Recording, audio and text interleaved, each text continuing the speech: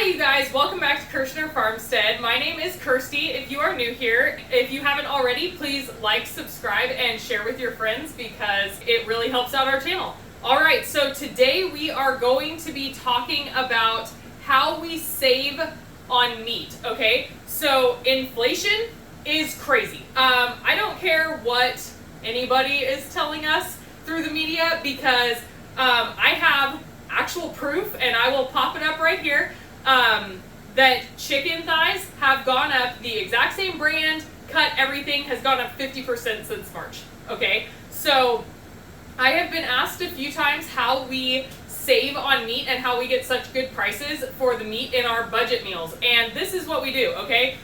We don't go to the store all the time. We shop about once a week, but what we do is we go to our local Winco, and I'm not sure if you guys have Winco in your area, but if you have like a discount grocery store, start there. And what we do is we look for these yellow reduced price stickers, okay? That doesn't mean that the meat is bad. I know there's like some stigma about it being bad. It's not. It actually, when we bought this, it was 3 days before its sell or freeze by date, okay? So that is plenty of time to get it in the freezer and get it stocked up for your family. And so what we got is we actually got 5 packs, but here's 4 of them. We already cooked one of them. We got 5 packs of pork shoulder roasts for $1.66 a pound.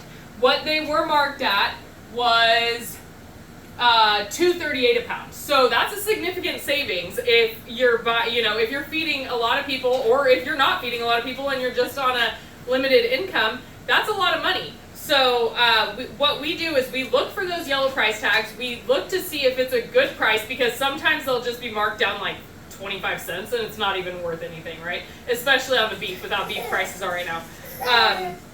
But what we do is every time we go, and if we don't find anything, we don't necessarily buy meat that week or whatever, because we have stocked up. We have our meat stocked up. So this is obviously it's going to be 10 dinners total for us. Even with 4 kids, I'm going to show you 3 different ways of what we will do with this meat, and how to best stretch it to feed all 6 of us for a dinner, okay? So one of the ways is going to be, I'm going to dice it into cubes, and I'm going to put that in the freezer for any Asian food that we make, because we do a lot of sweet and sour pork and dishes like that. We'll take pork and just fry it, pork stir fries, stuff like that. We do a lot of those. We'll take a whole roast and we put it in the pressure cooker and we cook it down, and then we shred it and we add it with beans and rice, and we'll make Mexican food. And then the last one is we will slice it into pork chops, and we will just have pork chops for dinner. It doesn't go quite as far when you make it just into pork chops, because you're eating like a hunk of meat instead of shredding it and adding other things to it. But it is still the best way that we have found to buy it so far. We get pork loins, pork shoulders, pretty much any whole meat that you guys can get at a discounted price is going to be a better deal than if you were to buy it already cut for you. The only exception to that I have found is when we buy our carne asada.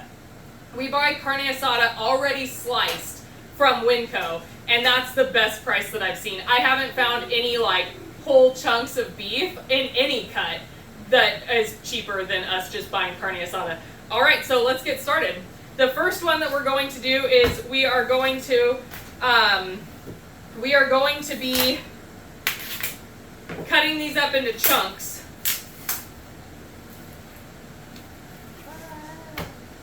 And I have some vacuum bags already made here. So if you guys take one of these, so these are about just over 3 pounds per pack. So it's about a pound and a half to a pound and 3/4 per roast, okay?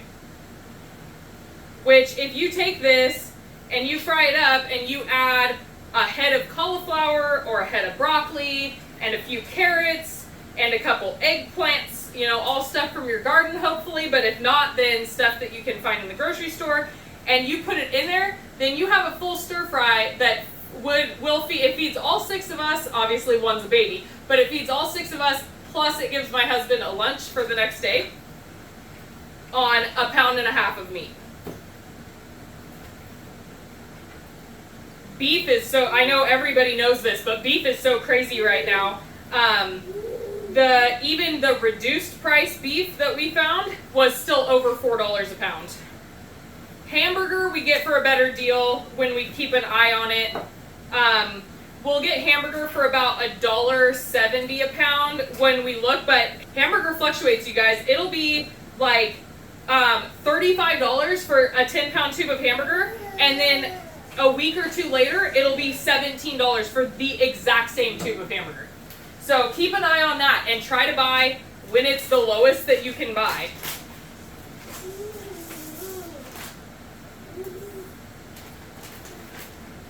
And then chicken, I don't know, I was just talking to my dad about this. I swear, I never see reduced price chicken. I don't know if it's because chicken is such a popular meat or what, but I have never seen reduced price stickers on chicken before. I am just going to take this whole roast and put it into my bag. That is going to be to cook down for Mexican food. Whether it be for tamales or enchiladas or tacos or burritos, we eat a lot of Mexican food in this house. It's probably Justin's favorite food. Yeah, it's not probably. It is Justin's favorite food, hands down. All right, so this one we are going to take and we are going to slice it into what would be pork chops, okay? So we're going to do about 1 inch thick, and they come out to be about 4 ounces, depending on the size of the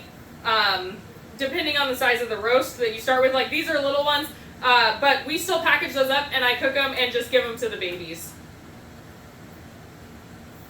If you don't have little ones in your house, what you can do is you can take this piece and you can dice it up and put it in with your cubed, what they would call like a stew meat. I think they call it like pork stew meat. And you can put it in there for another meal. And then you can have the larger pieces for pork chops, and then you can have the smaller pieces set aside for another meal. Which is actually what I'm going to do with this because it's kind of a funky shape. I'm just going to chop it up and throw it right into this bag, actually. Alright, so I'm going to cut these ones up into pork chops too. You can also take, if you don't want to make your whole roast into Mexican food, you can take it and cook it with potatoes and carrots and make a traditional pot roast, which is delicious. We do that too, just not as often. What I'm going to do is I'm going to package up 4 big ones and 2 small ones.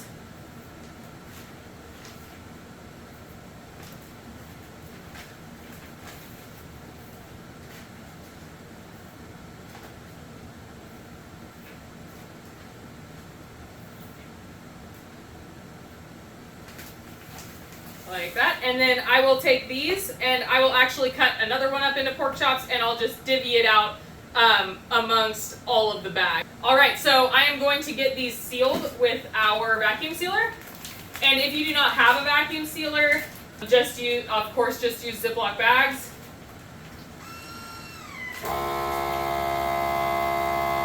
I love our vacuum sealer though, because when you're trying to store food for a longer amount of time, it really does keep the meat fresher. You guys, the other way to save is to buy off-brand Seal-A-Meal bags, okay? Trust me, you will get a way better deal, and if you get the big box of them at Walmart, you'll get even better of a deal.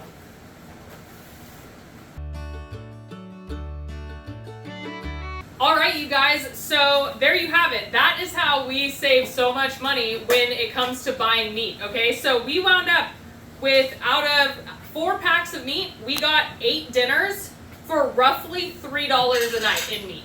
Okay, so I know right now it's crazy. You used to be able to do it for like $1, but you know, it is what it is.